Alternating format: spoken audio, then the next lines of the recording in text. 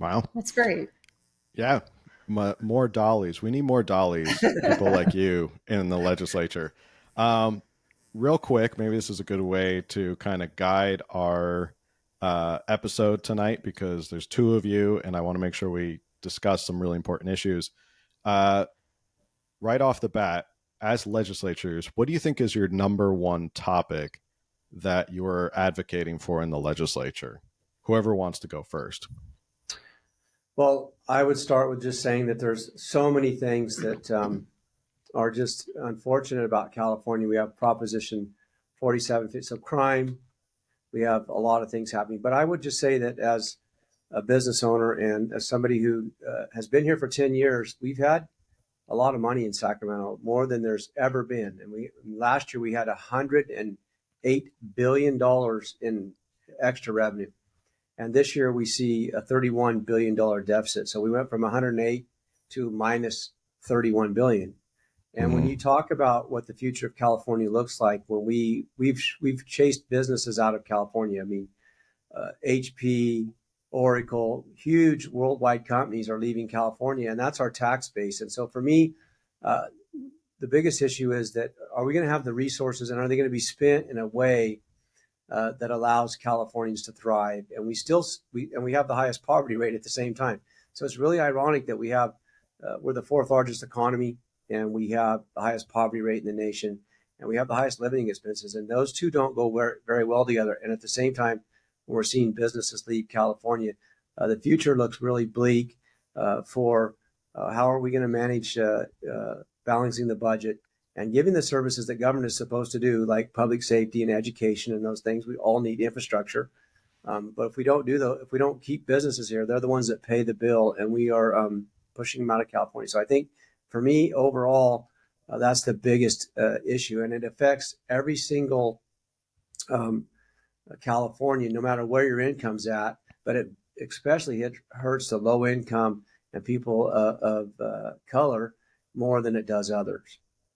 And I think for in my office, and what we hear the most about is affordability. And from that, just how stems our housing crisis.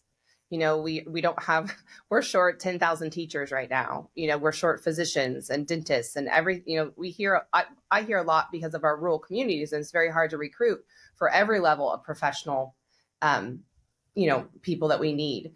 And so affordability, it comes back to housing, the cost of living experience, your electricity bill, the cost of gas.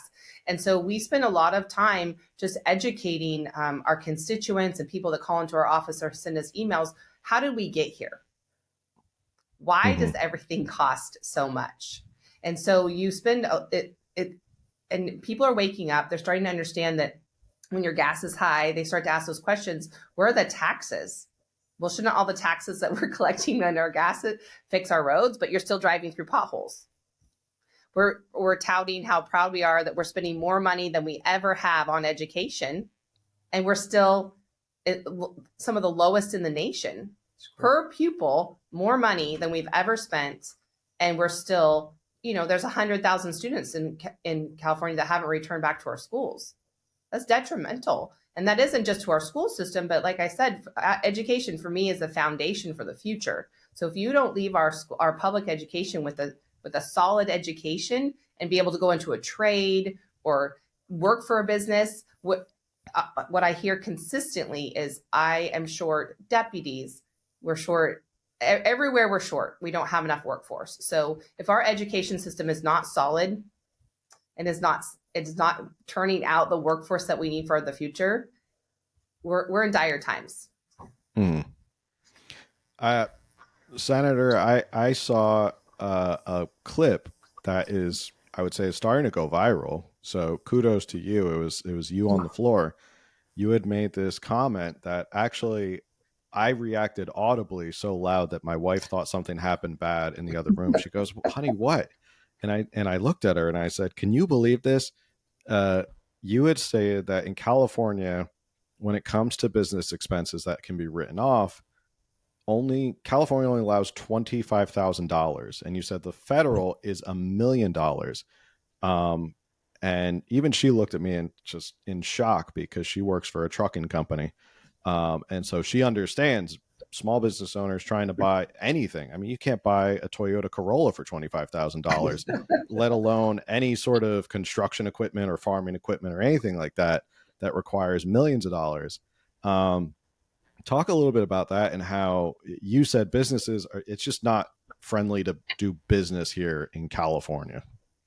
Yeah, I was speaking on the budget on the floor. I missed a few of my points. I got a little bit too ahead of myself. But yes, in California, the amount you can write off dollar for dollar is $25,000. So if you buy, let's just, for example, we're in the trucking business as well. So if you buy a $150,000 commercial vehicle, you're going to be able to write off in that year the first $25,000 dollar for dollar. At the federal level, it's $1 million. And so there's no incentive for you to invest, which when you do invest in that new piece of equipment, there's a sales tax that goes to the county. There's a sales tax that goes to the state. There's a licensing of it. There's all this revenue generated by your purchase. And at the same time, you're providing jobs, which there's a revenue from jobs as well. And so I brought that up because it should be a lot higher, and you would get more businesses to invest in their business because of the tax availability purposes like they do at the federal level. So, but what my point was in the budget is that, it's, there's some cuts coming, but there's nothing in that budget. There was not one thing in that budget that actually promoted a business staying in California. Not one. There was not one thing you could identify. So why would you stay in California when we have higher lawsuits to your business? We have higher regulations to your business. We have the highest taxes for your business. There's no real incentive for a business to stay in California unless they just can't leave. That's Megan and I. First of all, we don't want to leave. We love California, and we're going to fight to the bitter, but we can't pick our land up and move it to another state. Mm-hmm. And so that's what you see is the businesses that are left in California are those businesses that, for the most part, don't want to leave or can't leave. And people that can move with their feet and still run their business have left California. And we've seen that. And that is, I think, to me, was the message I was trying to explain is that there's nothing in here that makes a business want to stay, which I did explain it. The first of that is that you can't have no member on the Senate floor can get a paycheck until a private industry pays a tax first. So you continue to regulate them, you continue to tax them and burden them. When you have no businesses, you don't get a paycheck. That was my point, was trying to say, hey, let's do something for the businesses. Make California a place where it's business friendly, and we will grow and we'll have those resources to have public safety, to have good schools, to have good roads. That was the point. Yeah, it's almost like San Francisco, and we've had a couple episodes on it recently, is not enough of a warning sign to the legislature that, hey, this is what happens when you go down this road of totally not being business friendly. It feels like every day I open Instagram and I see, oh, the Westfield Mall is closing, Nordstrom's is closing, this business. And it's just day after day is like, pretty soon it's going to be a ghost town in San Francisco, and London Breed's not doing anything about it. You would think that they'd take like stock in that and say, boy, if we keep going down this road where we overtax, we overregulate, the whole state's going to end up like San Francisco. Why do your Democrat colleagues not seem to realize that when it comes to the real world and the budget they're facing? Well, I think there's been a lot of warnings, right? Like you can visit, like San Francisco, a perfect example, just drive through the streets, right? Like the homelessness, the open drug use, that is coming to your community near you. That's what basically is going to happen. And so, but there's all these warnings, but you're right. It doesn't seem to to move them. And when you're here, within this 1 block, 1 mile, what is it? 1 mile? 1 mile. 1 mile square. I call it like the dome, right? We're inside of this dome when you're in Sacramento, and it's kind of, you're protected from the outside world as a member, right? You don't, unless you're hearing from your constituents, when you're here, their thoughts they think they're right because that's what they're hearing from each other, right? The same thought process. So, but we know it's coming. Our LAO, which is our Legislative Analysis Office, they warn, they say that revenues are not going to come in. Will be $11 billion short of what they're expecting coming. And the warning signs always come, but somehow they move things around and use some smoke and mirrors in the budget to make it look like they're balancing it. But it's coming. It's coming in the next year or two. And I think as Republicans, we have solutions. They're not heard in committee. They don't hear our bills. We are a super minority, so we're shut out of those conversations. But we do have solutions. Just like Brian said, we're in business. So if we had an incentive to grow, we haven't grown a lot in the last 5 years, because why would I go put another truck on the road? Why would I go hire another truck driver, go through all the drug screens, all the things I have to do to put a truck, on the road, and have the other payment, right, for another $200,000 piece of equipment? And so people are they're holding. If you're still in business in California, you're in a holding pattern. You're not growing. And so when we finally wake up as a state and give us those incentives, we will grow again. And another thing too is we're in agriculture. We innovate, we change directions, and that's a blessing of being a business owner. As you can here in government, we don't change quickly. The changes don't come fast enough like we can in our own business. So that's a perfect segue to one of the questions I wanted to talk about. Both of you obviously very involved in the California GOP. Got your plaque back with the frame back there with the California GOP. Yes, look at us. I wanted to kind of talk about sort of the state of the California GOP and how do we start to get these conservative solutions in front of Californians and propose them and get them in front of people because I feel like a lot of these solutions, if you just went to the person on the street and said, hey, here's an idea that we can do in California, don't put a Democrat or Republican label on it, I bet 9 times out of 10, someone's going to say, yeah, that sounds like a great idea. Why don't we do it? And it just seems like there's this disconnect with the California GOP and reaching voters right now. So let's start there and talk a little bit about that. And how do we get those solutions in front of people? Well, I would say, as somebody, do you want me to go ahead? That's how you stay married 24 years. You make sure that you're okay to talk. But I would just say, valuable life advice. Yeah. As somebody who has been in politics now 27 years and a Republican in California, which is kind of interesting in itself. But the fact of the matter is that, I just went through a governor's race where 28% of the electorate is Republican, and we were able to get 41% of the vote. So I want to say that I think our message is that, if you like what you're getting with one-party control in California, and we saw a big move.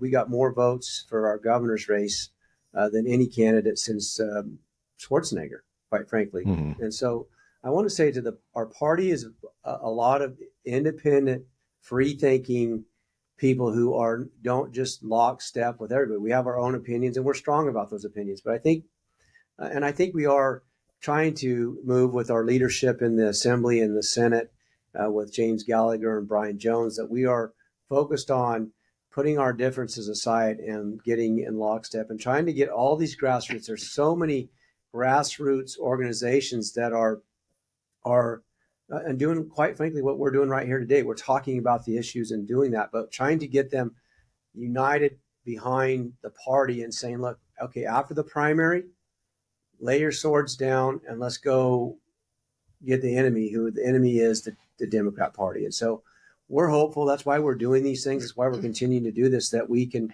unite all these, what I call the line officers on the ground that are doing warfare with those of us in Sacramento and at the local levels that are elected to try to move the ball forward. And I think we're going to get there because at some point, Californians are going to wake up, and a lot of them are, because we saw that gap between 28% and 41% that we actually got votes. They're saying, wait, we want to try something different. So we need to get up. And I think Megan was the one that brought it up today in caucus and said, Democrats all speak the same language. When they get on point, they all say, you can turn on the TV and watch it every night. It's like whatever they're saying, they're all saying it. Republicans, we're all saying something different, even though we're still saying it, but we're saying it a different way. Instead of saying it in a way that messages. So if we could figure that out, that we can message and the message doesn't, waver back and forth too much, I think we could gain a lot of ground. Yeah. So where I prefer to be is the strategist in the situation, right? Like, for instance, this one doesn't have any idea how much money we have, but he would have to ask me. So, That's true. It's yeah, true. Straight up. So I love uniting people. I love putting people in a room and trying to figure out how we can get to the same place that we all want to go, right? And we all are independent thinkers, and each one of us in our district, we know our districts well because we all have very, different issues that we're facing, but nothing else matters. And I say this over and over to get again to groups that come in to meet with me, great parent groups that come in to advocate at the Capitol, and I sit with them and we spend time, but absolutely nothing else matters until we're out of the super minority. We can fight over whatever we want to fight over, but the only focus should be getting us out of the super minority. That means pick those seats in the Senate and the Assembly, those target seats, hold or pick up, our hold seats, our target seats, and pick up the ones that we're all going after.